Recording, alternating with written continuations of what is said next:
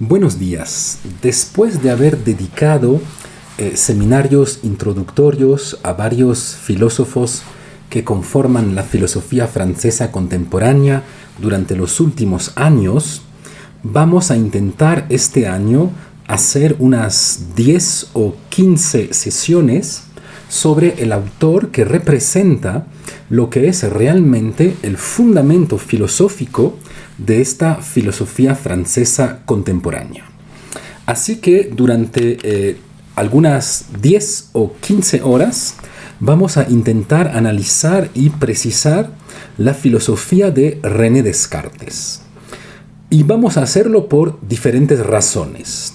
Primero, como bien saben, René Descartes es uno de los filósofos más importantes de toda la historia de la filosofía.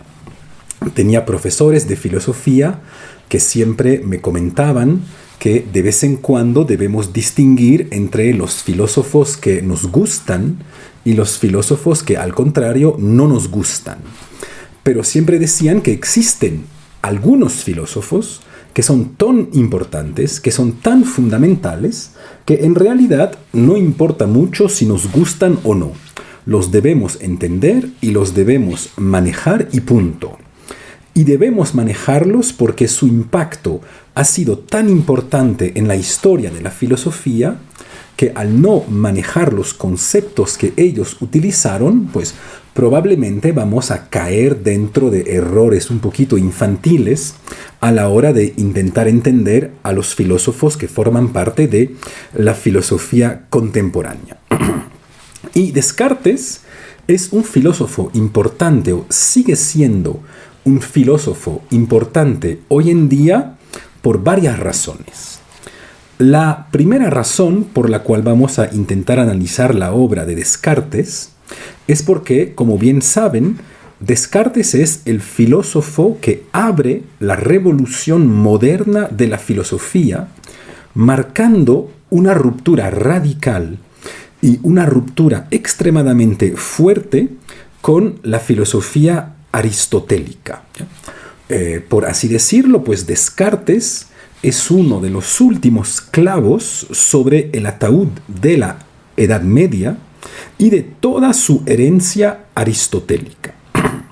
De hecho, es notable que durante más de 18 siglos, la filosofía aristotélica pues, es el pensamiento que marcó el compás de la filosofía en general. ¿Ya?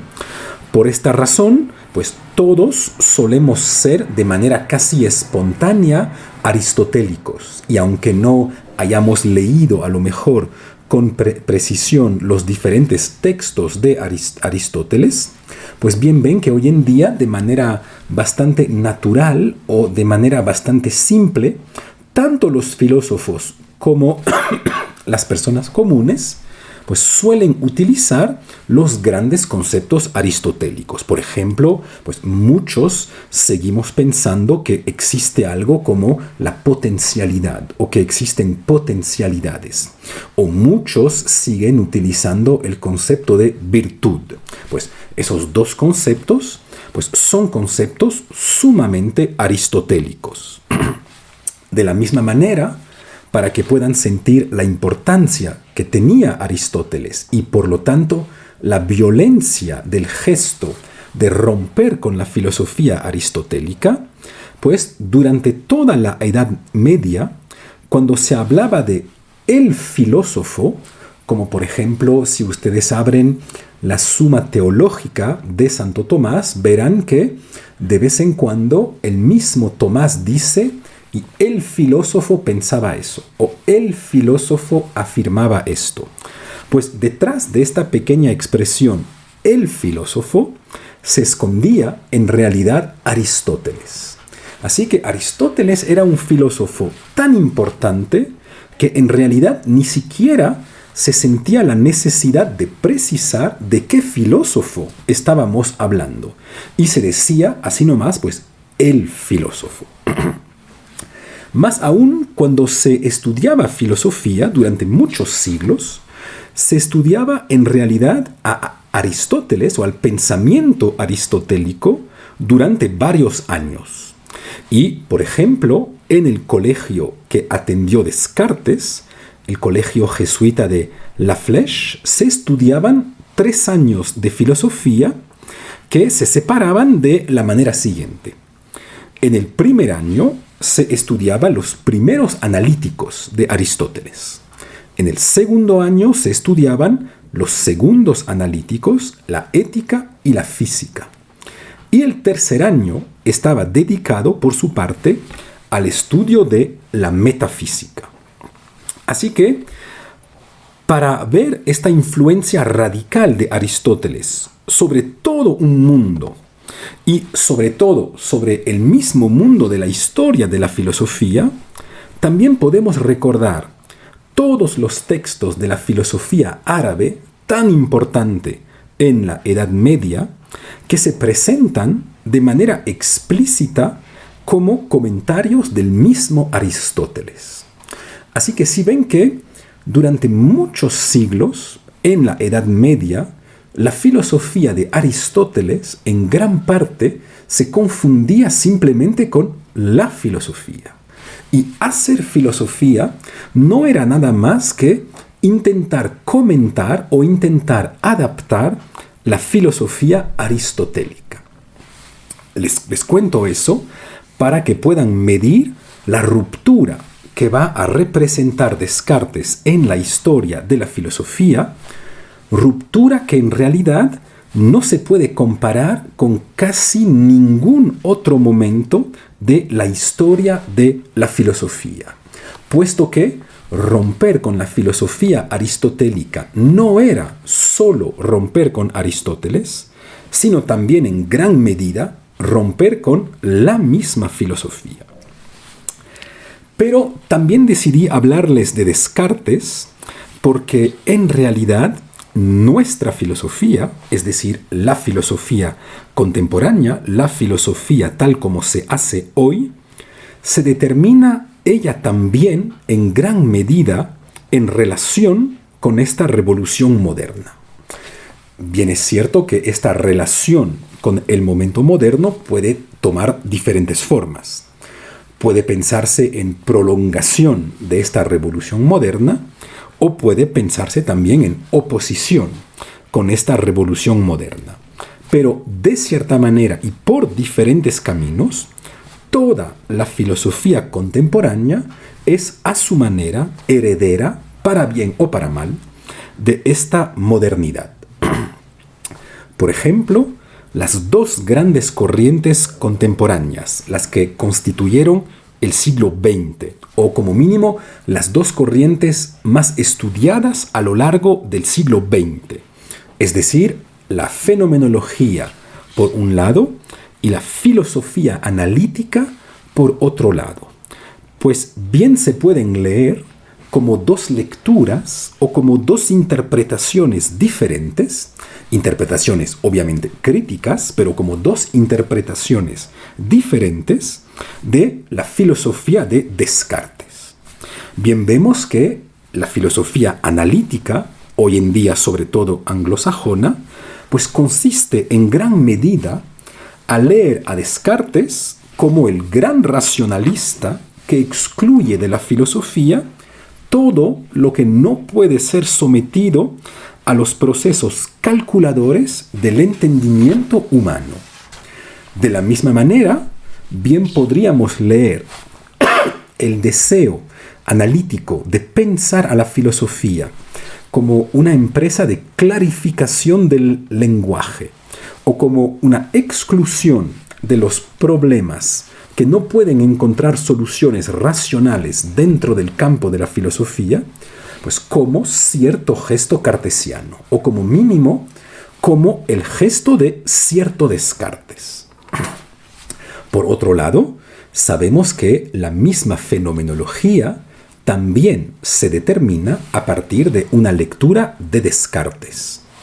Basta con recordar aquí el mismo texto de Husserl titulado Meditaciones cartesianas o Totalidad e infinito de Levinas, que se basa en gran parte en una lectura de la tercera de las meditaciones metafísicas de Descartes. De la misma manera, bien sabemos que toda la fenomenología de la donación de Jean-Luc Marion comienza por una gran lectura de Descartes. E incluso se acordarán que el artículo de Sartre sobre la libertad cartesiana, en el cual Sartre nos dice que el gran error cartesiano es haberle dado a Dios la libertad absoluta que en realidad le pertenece al hombre, pues este artículo podría también dejarnos pensar que toda la filosofía sartreana también proviene, probablemente a través de Husserl, de cierta lectura de Descartes. Más aún, incluso lo que algunos llaman hoy, aunque no me guste mucho ese concepto, lo que algunos llaman hoy la filosofía postmoderna, pues se piensa y se desarrolla de manera explícita en contra de Descartes. En contra, es decir, todavía en relación con él, ya que estar en contra de alguien es todavía estar en relación con él. La violencia sigue siendo una forma de relación. Incluso la guerra es una manera de estar con alguien. Y bastaría aquí con leer los textos de Foucault, por ejemplo, su texto tan famoso de Historia de la locura, en el cual habla de este fenómeno del gran encierro, o el texto La tarjeta postal de Derrida, para poder ver que esos dos filósofos piensan de manera prioritaria en contra de cierta filosofía del sujeto, es decir, de manera prioritaria en contra de Descartes. Así, en gran parte, y por eso es tan importante entender a Descartes, Descartes es en gran parte de la misma manera que lo es Kant para la filosofía alemana, pues es la brújula de la filosofía francesa. Basta con saber cómo alguien lee y cómo alguien interpreta a Descartes para saber en realidad dentro de qué rama de la filosofía estamos y también en qué momento de la historia de la filosofía nos estamos ubicando.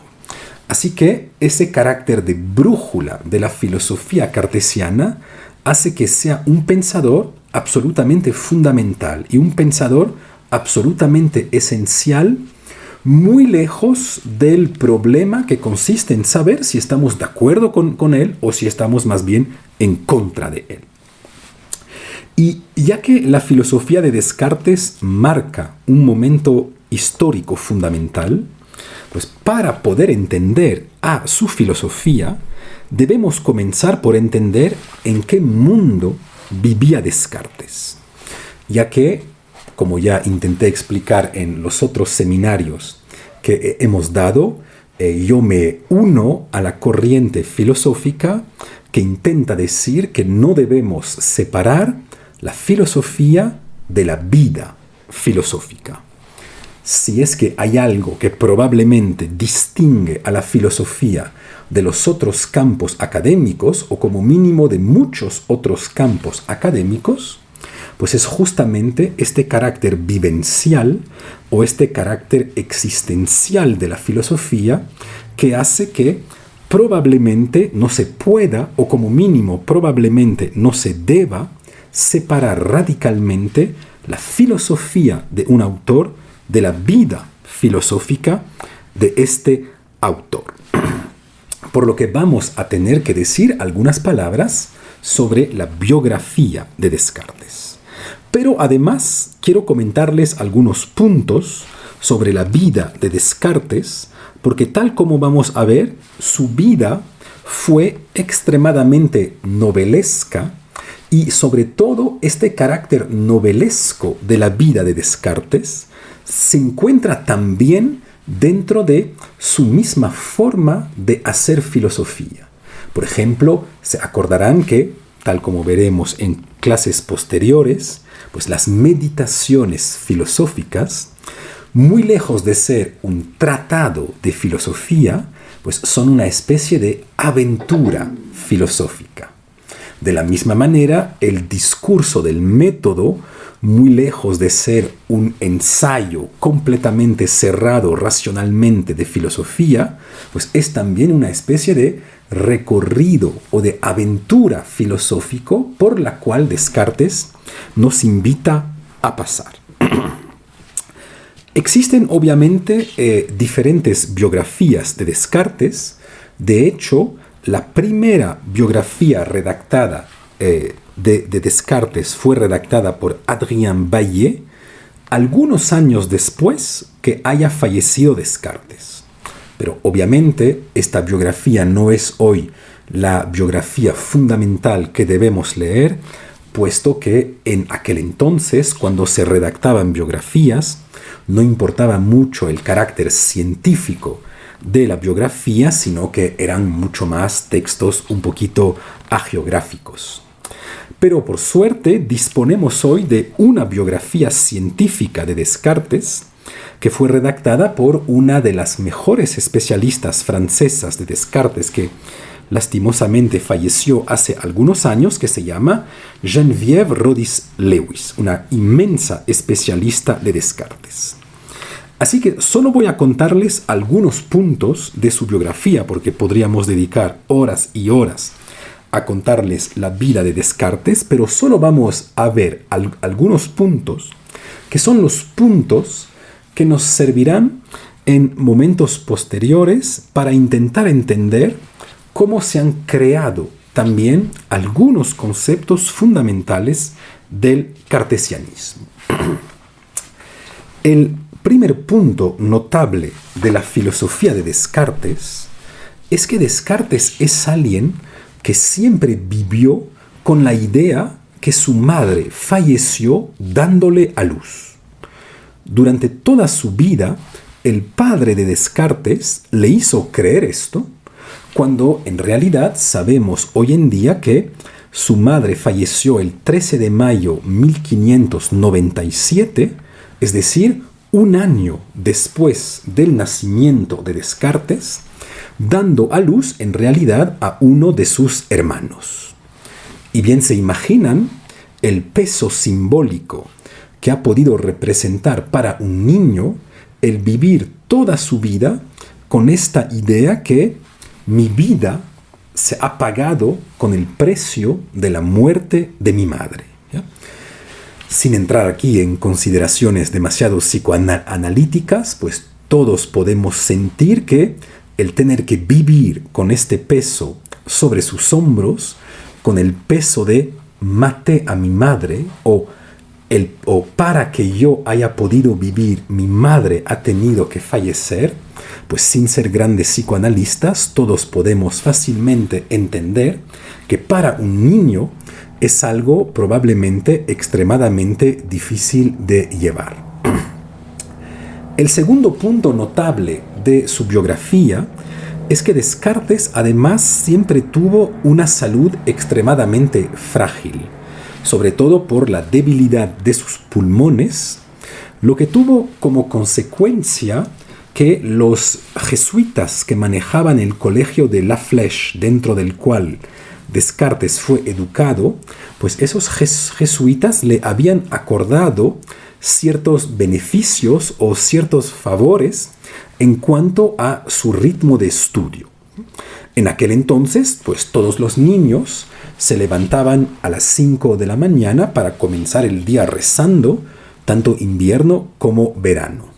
Pues Descartes, debido a sus dificultades pulmonares, era el único niño que podía quedarse en cama hasta las 10 de la mañana, comenzar trabajando en su cuarto de manera autónoma, trabajar en este primer momento del día únicamente con sus respectivos libros, y a las 10 de la mañana recién podía bajar hacia las aulas para unirse a las clases con sus otros compañeros.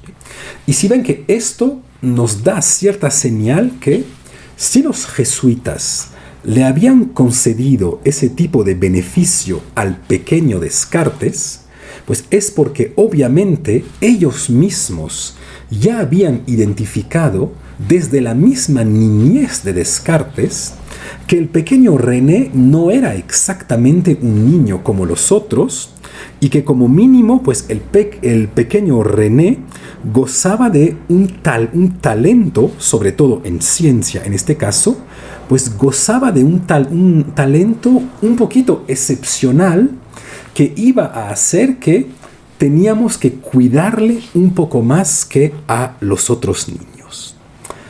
El tercer punto importante que tendrá impacto en la filosofía de Descartes y que les quiero comentar es la relación sorprendente, un poquito misteriosa, que mantuvo Descartes a lo largo de toda su vida con Francia. Bien sabemos que Descartes es un filósofo francés y que además fue un hombre muy enamorado de Francia, a tal punto que la única niña que tuvo en su vida con una empleada suya en Holanda, niña que lastimosamente falleció cuando era muy niña, pues a esta niña Descartes decidió llamarle Francine, que significa en realidad pequeña Francia. Y Descartes era además enamorado de Francia porque podemos ver en su correspondencia que constantemente está alabando la dulzura que hay en poder vivir en Francia. Más aún, sabemos que cada vez que Descartes quería publicar un libro, obtenía de manera muy fácil la autorización real, que era en aquel entonces necesaria, para poder publicar sus obras en Francia y nunca conoció ningún problema mayor en este país. Y, sin embargo, por alguna razón que hasta hoy sigue siendo estudiada, porque sigue siendo uno de los misterios de la vida de Descartes, pues Descartes pasó en realidad más de 20 años de su vida fuera de Francia, específicamente en Holanda, país del cual paradójicamente constantemente se queja en su correspondencia, sobre todo por su clima, pero en realidad no solo por el clima, sino también por todos los problemas que encontró en Holanda por intentar justamente promover allá esta famosa nueva filosofía cartesiana. Es raro porque en Holanda, para Descartes, muchas cosas o muchos momentos fueron extremadamente duros. Por ejemplo, tuvo una controversia filosófica extremadamente grave en la Universidad de Utrecht, donde algún profesor lo denunció como una especie de pensador que quería pervertir literalmente a la gran filosofía aristotélica. Y sin embargo, a pesar de todas esas dificultades, tanto climatológicas como existenciales, pues Descartes se quedó en Holanda la mayor parte de su vida. Y eso es un punto interesante porque tal vez podamos explicar como mínimo cómo Descartes salió de Francia. Hay una escena famosa sobre la cual disponemos algunos datos históricos, pero que en realidad sigue siendo un poquito misteriosa, que tal vez explique por qué Descartes se fue de Francia. Y la historia es la siguiente. En noviembre de 1627, Descartes está en París, invitado a una reunión en la cual asiste un personaje que se llama el Cardenal de Bérulle, quien es uno de los líderes de un movimiento tradicionalista francés y que es además el fundador de la orden religiosa que se llama el Oratorio. Y durante esta reunión, el Cardenal de Bérulle intenta literalmente contratar a Descartes, es decir, intenta hacer que se una al nuevo grupo religioso que está creando, pues porque él también bien había identificado que Descartes tenía talentos extremadamente importantes en el campo de la filosofía y también en el campo de la ciencia. Pues pocas semanas después de esta reunión, Descartes sale de Francia para Holanda para casi nunca regresar a Francia, sino exclusivamente por periodos de tiempo extremadamente cortos. Y es que en realidad era extremadamente difícil decirle que no al cardenal de Bérulle, porque Bérulle no era el cardenal tal como nosotros podemos imaginarlos hoy, es decir, el cardenal que da misas, el cardenal que se preocupa por la salvación de las almas de los fieles de su parroquia, etcétera, etcétera.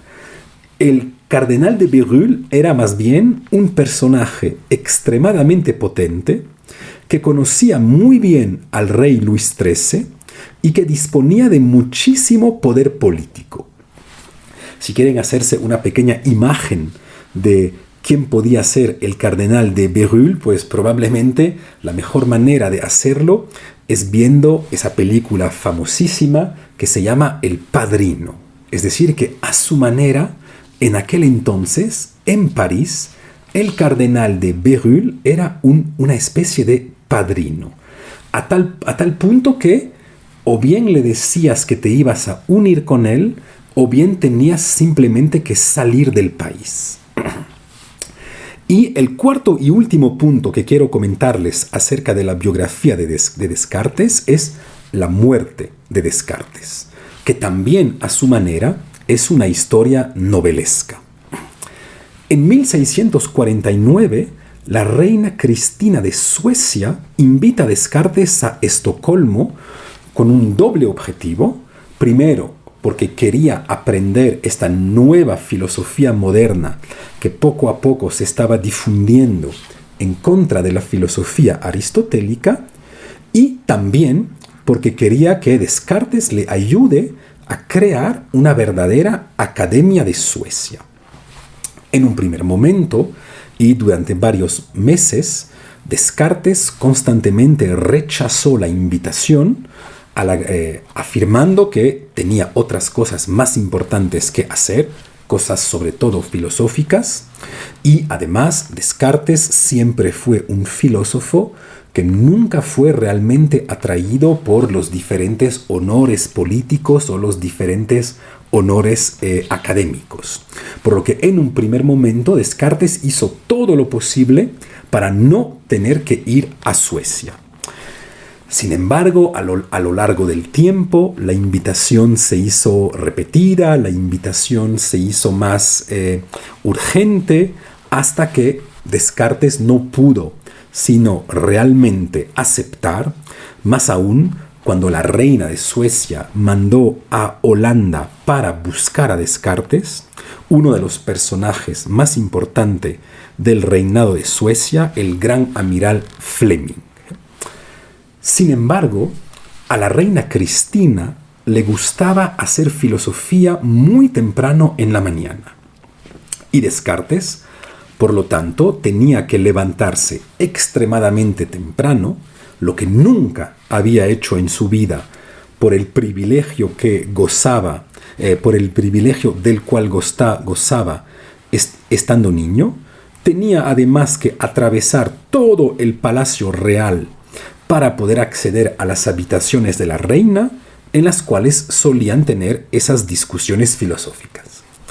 Pues como bien se imaginan, los muy frágiles pulmones de Descartes no han podido soportar este tratamiento cotidiano, menos aún en la violencia de un invierno sueco. Así que rápidamente, el 1 de febrero de 1650, Descartes se enferma, comienza a sentir fiebre y muchos escalofríos.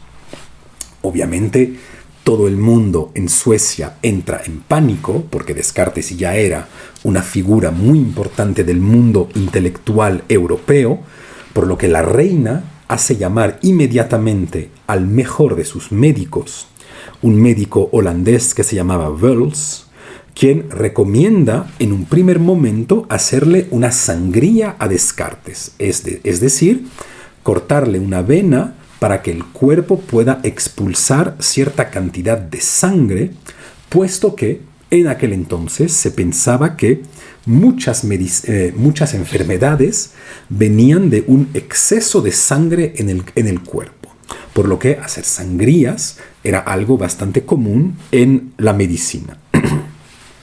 Y, sin embargo, Descartes siempre tuvo un inmenso desprecio por este médico.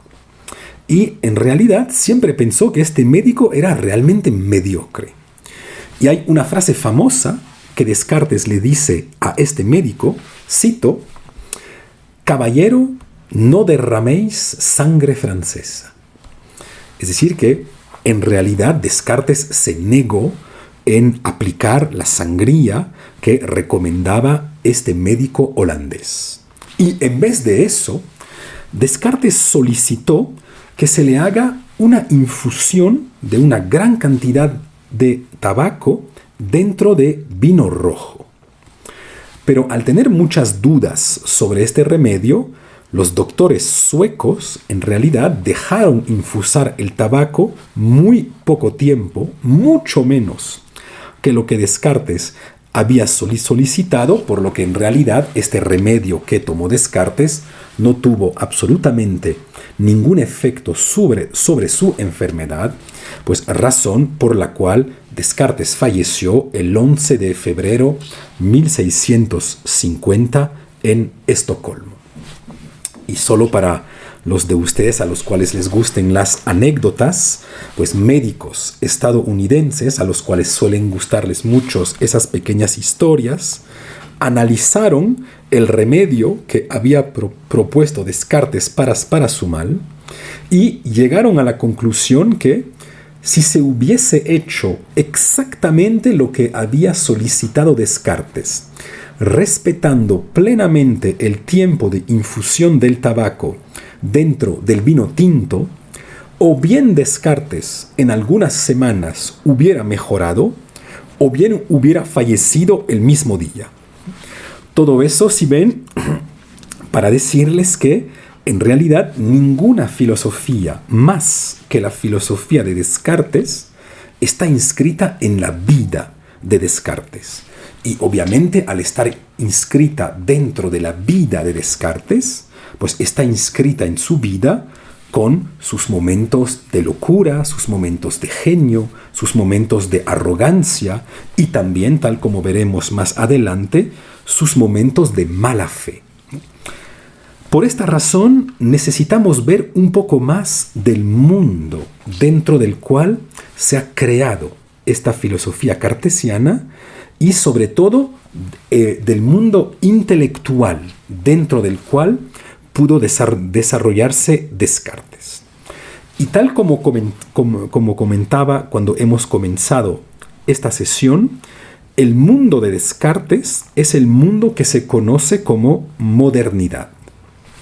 Sin embargo, bien sabemos que esos grandes conceptos, antigüedad, modernidad, posmodernidad, pues en realidad son conceptos cuyas fronteras son extremadamente frágiles por el simple hecho que incluso dependiendo del país del cual estemos hablando, tal vez tengamos que desplazar esas fronteras. Por lo tanto, no se trata de decir que vamos a poder determinar exactamente el año a partir del cual entramos en la modernidad, ¿ya? Pero, por decirlo de manera extremadamente rápida, el mundo dentro del cual se desarrolla la filosofía de Descartes es el mundo que justo viene después del Renacimiento.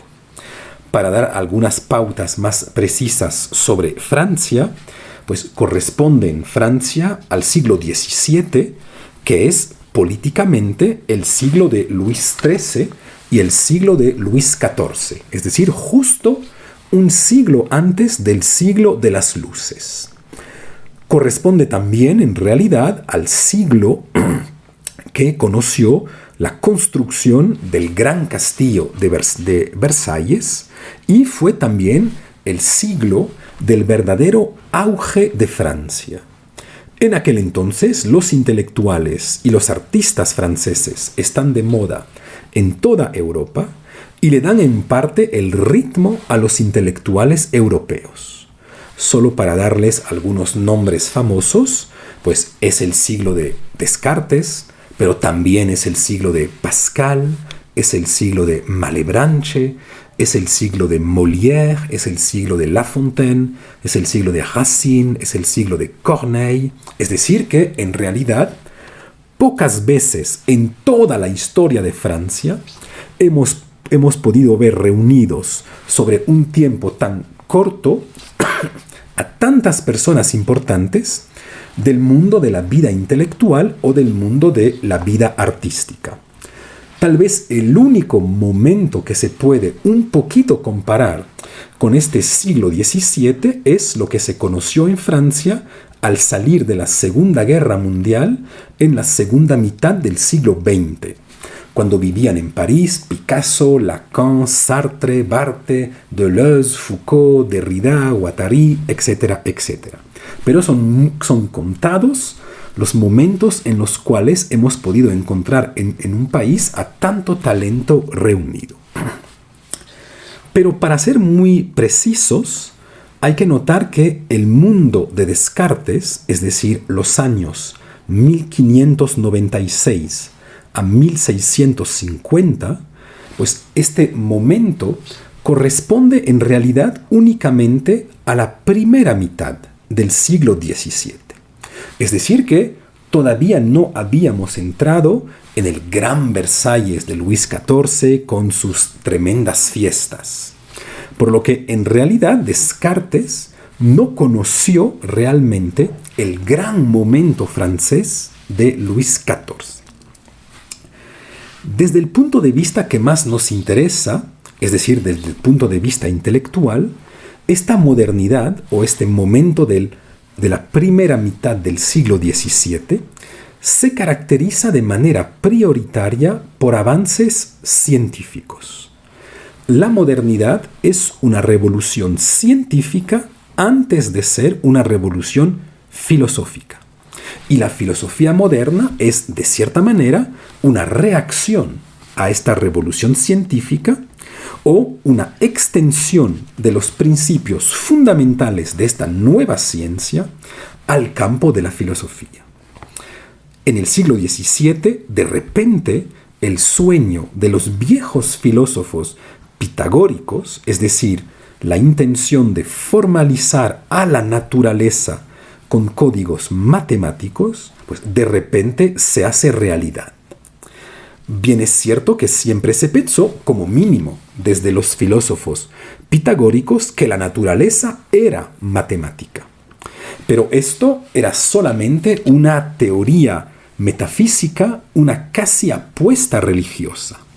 En cambio, en el siglo XVII, de repente se muestra que se puede formalizar a la naturaleza con los conceptos de la matemática, pero además se demuestra esta posibilidad con avances científicos y técnicos de gran importancia.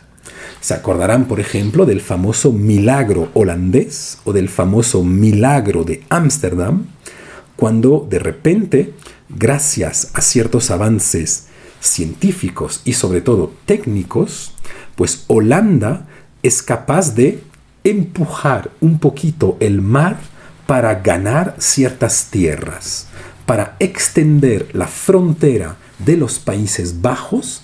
Vamos a empujar un poquito el mar para ganar nuevas tierras agrícolas.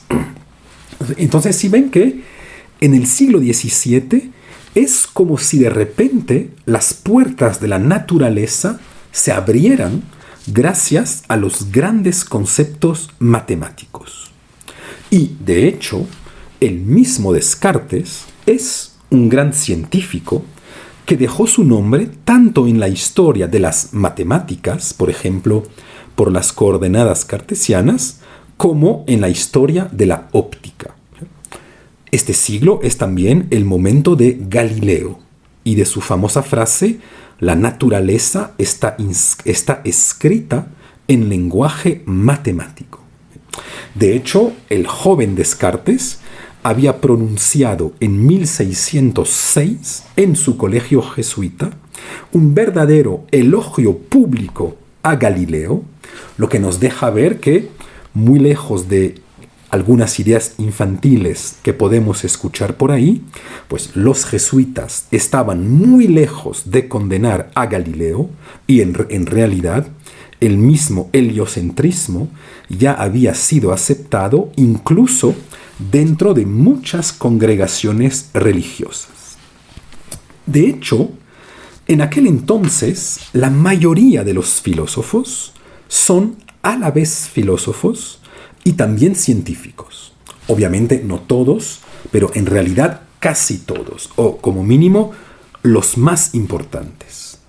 Y esto, una vez más, es algo que casi no ha existido en otro momento de la historia de la filosofía, salvo tal vez durante el mismo momento griego de la historia de la filosofía, es decir, en el momento del mismo surgimiento de la filosofía, cuando muchos filósofos también estaban fascinados o también estaban preocupados por problemas de matemática y también por problemas de física. Por lo que quiero ahora mismo presentarles unos 5 personajes importantes del siglo XVII para que puedan entender lo que nos va a servir de base para las próximas sesiones, y es este vínculo entre el surgimiento de una nueva ciencia y, por otro lado, el surgimiento de una nueva filosofía. Veamos entonces algunos personajes y les digo rápidamente algunas palabras sobre cada uno de ellos. Y comencemos, pues, obviamente por el mismo Descartes. Descartes era absolutamente brillante en matemáticas y sus aportes a esas disciplinas son absolutamente decisivos. Por ejemplo, fue el fundador de la geometría analítica, ¿ya?, cuyo objetivo era en gran parte intentar acercar a la geometría y a la aritmética, que eran de manera histórica pues dos disciplinas claramente distinguidas. Además de esas ideas matemáticas, Descartes también se interesa en la física y, por ejemplo, intenta explicar el fenómeno del arco iris, o intenta explicar y formalizar uno de los fenómenos más difíciles de explicar, que son las diferentes mareas que afectan los océanos. Además, en un libro famoso que se llama El Tratado de Óptica, pues Descartes contribuye a la fundación de esta nueva ciencia.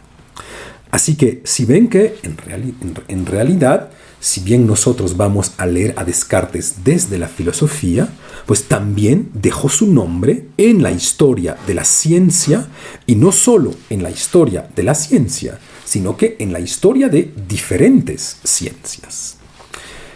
El segundo personaje importante del cual podemos hablar para ubicarnos dentro de este siglo XVII es el matemático, que en este caso no era filósofo, pero era un gran matemático y un gran también hombre de leyes, el Pierre de Fermat, ¿ya?, que vivía en la ciudad de Toulouse, ¿ya?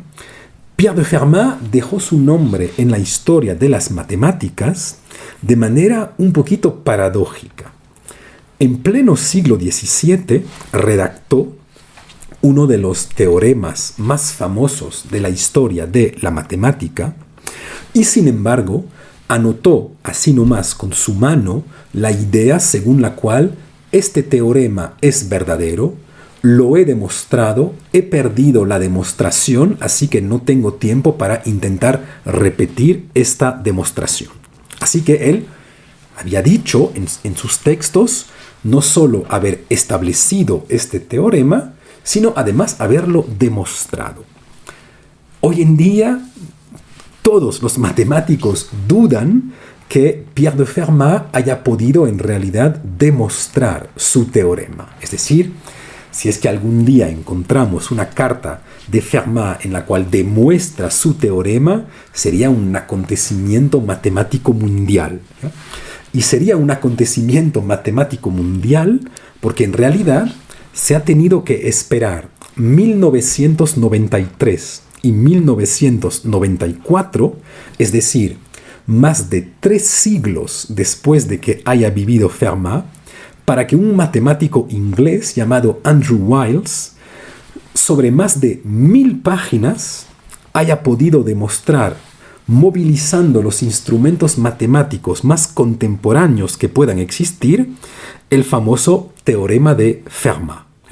Y de hecho, dado la importancia de este descubrimiento, pues Andrew Wiles hubiera tenido que obtener la medalla Fields, que es un poquito el equivalente del premio Nobel dentro del campo de las matemáticas, pero como tenía más de 40 años, no se le ha podido otorgar esta medalla, ¿ya? Pero si ven que se han tenido que esperar más de 3 siglos para que se pueda no solo demostrar el teorema de Fermat, sino por lo tanto también medir los diferentes avances que permitió hacer Fermat en el campo de las matemáticas. Hay un tercer personaje fundamental en este siglo XVII y es obviamente Blaise Pascal. Pascal es matemático, físico, filósofo, teólogo, es decir, es el paradigma del niño pródigo, la persona excelente en todo. Por ejemplo, a los 8 años demostró los elementos de Euclides. A los 16 años escribió uno de los textos matemáticos más complejos sobre los conos que se sigue utilizando hoy. También se acuerdan que formalizó la presión atmosférica con sus diferentes experiencias sobre el vacío. Así que Pascal deja su nombre en filosofía, en física, en matemática, en teología y de manera paradójica, al final de su vida abandonó la ciencia, denunciándola como una actividad fútil para concentrarse sobre la religión y sobre la filosofía con el grupo al cual pertenecía, que son los jansenistas, que luchaban de manera explícita en contra de los jesuitas. Si es que quieren leer el texto probablemente más violento que jamás se haya escrito en contra de los jesuitas, pues pueden leer las cartas provinciales de Pascal. Y les hablo de Pascal porque hay además una anécdota famosa que nos va a llevar de vuelta a Descartes. De manera absolutamente genial, sabemos que Descartes y Pascal se vieron alguna vez en sus vidas, en 1647 en París. Obviamente no se sabe nada o se sabe muy poco de lo que ambos se dijeron, pero como mínimo estamos seguros que los dos se vieron en algún momento en 1647. Y lo sabemos porque la misma hermana de Pascal, que pudo asistir a este encuentro con un profesor de matemáticas famoso del Colegio de Francia que se llamaba Robert Ball, pues esta hermana de Pascal dejó un pequeño informe de lo que supuestamente se hubieran podido decir Descartes y Pascal en esta reunión. Pero en realidad nadie sabe realmente lo que se dijeron. Este encuentro entre Descartes y Pascal pues forma parte de todos los encuentros entre personas geniales que se han dado en la historia de la filosofía y de los cuales lastimosamente o de los cuales por suerte, porque así nuestra imaginación puede volar, no sabemos absolutamente nada. Es también el caso de el famoso encuentro en Buenos Aires entre Borges y Derrida. El cuarto personaje del cual debemos hablar en este siglo XVII es el filósofo en aquel entonces prusiano Leibniz. Y tal como Pascal, aunque sea en otras disciplinas, pues Leibniz es también el paradigma de los intelectuales del siglo XVII que son brillantes en muchas disciplinas. Filósofo, físico, pero también hombre de leyes y también diplomático, pues Leibniz es una mente universal. Escribe en alemán, escribe en latín, escribe en francés, resuelve el problema de la ley de los choques que Descartes nunca pudo resolver por no entender que el reposo es también una forma de movimiento, y en matemáticas es además uno de los inventores del cálculo integral y del cálculo diferencial, justo al mismo tiempo que Newton. Hay una controversia histórica para saber realmente quién de Leibniz o de Newton es el verdadero inventor del cálculo integral. Y en el campo que a nosotros más nos interesa, en filosofía, pues saben que es autor de una inmensa teodicea en la cual demuestra que nuestro mundo, a pesar de sus múltiples imperfecciones, es el mejor de los mundos posibles dentro de los cuales podamos vivir. No es el mejor de los mundos, pero es el mejor de los mundos posibles. Y el quinto personaje, del cual debo decirles algunas palabras, pues es obviamente Newton. Todos conocemos como mínimo a este nombre, aunque sea por la ley de la atracción universal, pero tal vez no todos ustedes sepan que Newton dejó también volúmenes enteros de libros de filosofía y más aún volúmenes enteros de libros de teología. Nos paramos aquí nomás porque en realidad podría demultiplicar los nombres de este siglo XVII en Inglaterra: Robert Boyle, Thomas Hobbes, podríamos hablar de Spinoza, de Christian Huygens, etcétera, etcétera. Pero solo era para hacerles notar que en el siglo XVII es muy común que quien aporte su nombre a la filosofía también lo haga a la historia de la ciencia. Además, todos esos autores se conocen, tienen correspondencia y viajan a través de toda Europa para poder hablar los unos con los otros, y de vez en cuando pertenecen conjuntamente a diferentes sociedades científicas europeas. Así, por ejemplo, el mismo Descartes pues tiene correspondencia con Hobbes, con Mersenne, con Fermat o con Huygens. Sabemos también que Leibniz le visitó a Spinoza y que probablemente haya podido ver uno de los manuscritos de la Ética, aunque como buen diplomático, Leibniz siempre haya negado este encuentro para poder protegerse, porque bien entendemos que en pleno siglo XVII el simple hecho de acercarse a Spinoza podía traerle a uno dificultades extremadamente grandes al nivel político, al nivel intelectual y también de vez en cuando al nivel penal. Así que sí ven que este siglo XVII, o cuando vamos a abarcar el siglo XVII desde el punto de vista filosófico, nunca debemos olvidar que el siglo XVII es ante todo el momento de una gran revolución científica y que los grandes filósofos del siglo XVII son partícipes directos, es decir, que no solo son los testigos de esta revolución científica, sino que son para muchos de ellos los mismos actores de esta revolución científica, lo que obviamente tiene un impacto directo sobre su manera de hacer filosofía y sobre su misma filosofía. Sin embargo, habrán notado algo muy importante en todo lo que hemos comentado hasta ahora. Todos estos científicos famosos del siglo XVII estaban en realidad orientados hacia muy pocas ciencias, hacia un número muy restringido de disciplinas científicas.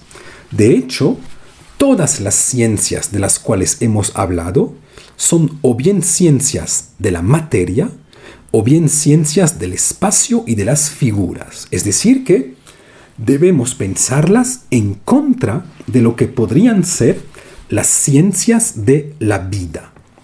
Y de hecho, la biología y la medicina, por ejemplo, del siglo XVII, están muy atrasadas en comparación de las ciencias de la materia o de las ciencias formales.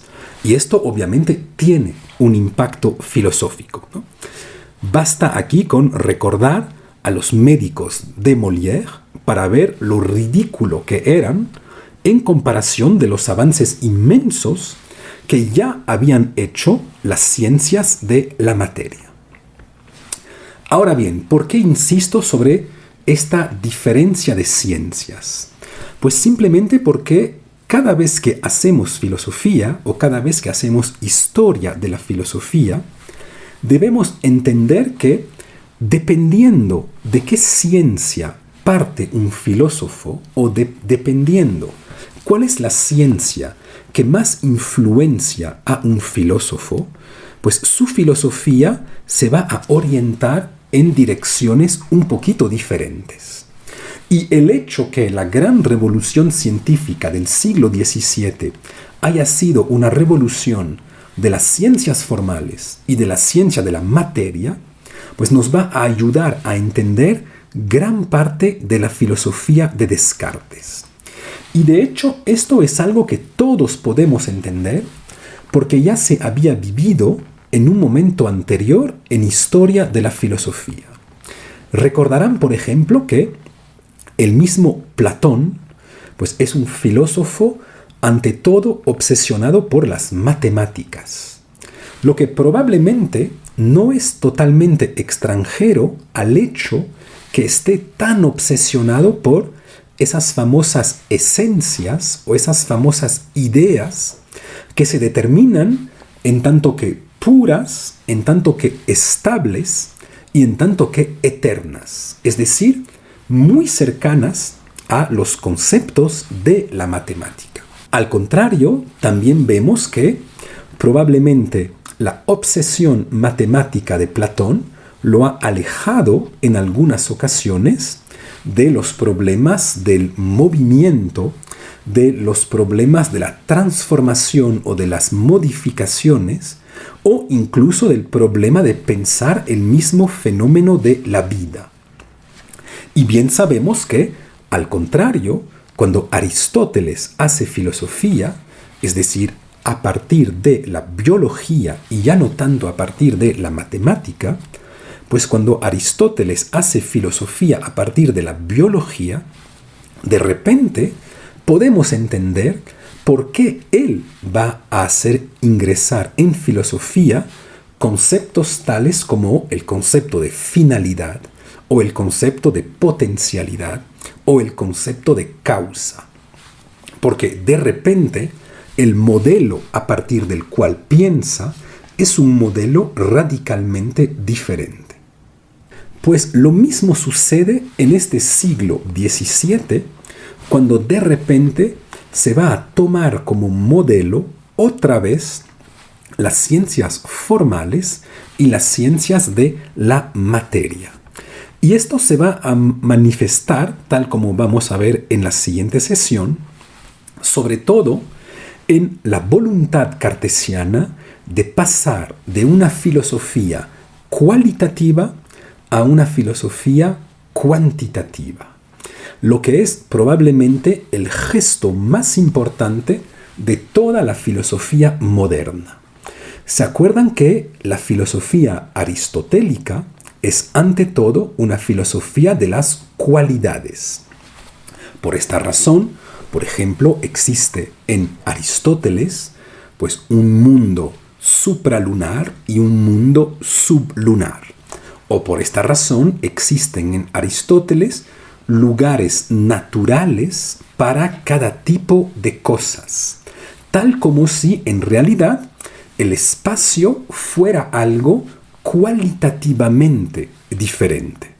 Y de hecho, bien sabemos que en el pensamiento tradicional, pues se suele pensar que tanto el espacio como el tiempo son marcos cualitativamente diferentes. Bien sabemos, por ejemplo, que para muchos pensadores tradicionalistas, el orientar una iglesia hacia el este o hacia el oeste no es exactamente la misma cosa. Y no es la misma cosa pues simplemente porque el espacio no es cualitativamente neutro. Lo mismo sucede a la hora de, por ejemplo, enterrar los muertos.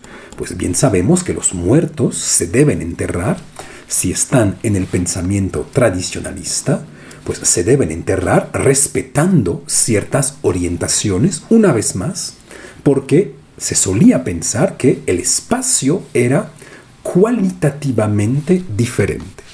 Pues bien, ven que a partir de la revolución moderna, y en este sentido nosotros somos herederos de esta revolución moderna, vamos a pasar de un espacio y un tiempo cualitativamente heterogéneos a un espacio y a un tiempo cuantitativamente homogéneos. Bien es cierto que podrá haber más o menos tiempo, podrá haber más o menos espacio, pero ese carácter de más o menos no cambiará lo que el espacio es, o no cambiará lo que el tiempo es. Por lo que, por ejemplo, pues ya no van a existir lugares naturales. Ya no va a existir algo como un arriba y un abajo. Un arriba y un abajo, dado que el espacio será homogéneo, pues constantemente serán posiciones relativas. Así que si ven que todo lo que vamos a intentar ver en las próximas sesiones es el impacto que tuvo esta revolución científica. Y esta revolución científica localizada sobre ciertas ciencias muy particulares para entender el mismo gesto de la filosofía de Descartes, que tal como ya bien se pueden imaginar, pues tendrá algo que ver con el hecho de matematizar o con el hecho de cuantificar el mundo. Vamos a ver que la verdadera obsesión cartesiana constantemente será la obsesión de la cuantificación. Y para poder entender este movimiento, pues explicaremos en la siguiente sesión lo que constituye el medio ambiente intelectual dentro del cual está constantemente Descartes, y este medio ambiente intelectual es el mecanismo o el mecanicismo. E intentaremos mostrar la próxima semana cómo este mecanicismo está en ruptura con dos de los conceptos más importantes de la filosofía de Aristóteles, que son el concepto de potencialidad y el concepto de finalidad. Veremos así que uno de los gestos más importantes de la filosofía de Descartes y de la filosofía moderna de manera general es el cuestionamiento del núcleo o del corazón nuclear de la filosofía aristotélica, el problema de la finalidad y el problema de la potencialidad. Es lo que veremos la próxima semana. Muchísimas gracias por haber atendido a esta pequeña introducción a la filosofía de Descartes. Si bien hemos hablado hoy bastante de historia, la próxima semana ya entraremos directamente dentro de los conceptos filosóficos, pensando por qué razón y cómo Descartes intentó liberarse de la filosofía aristotélica.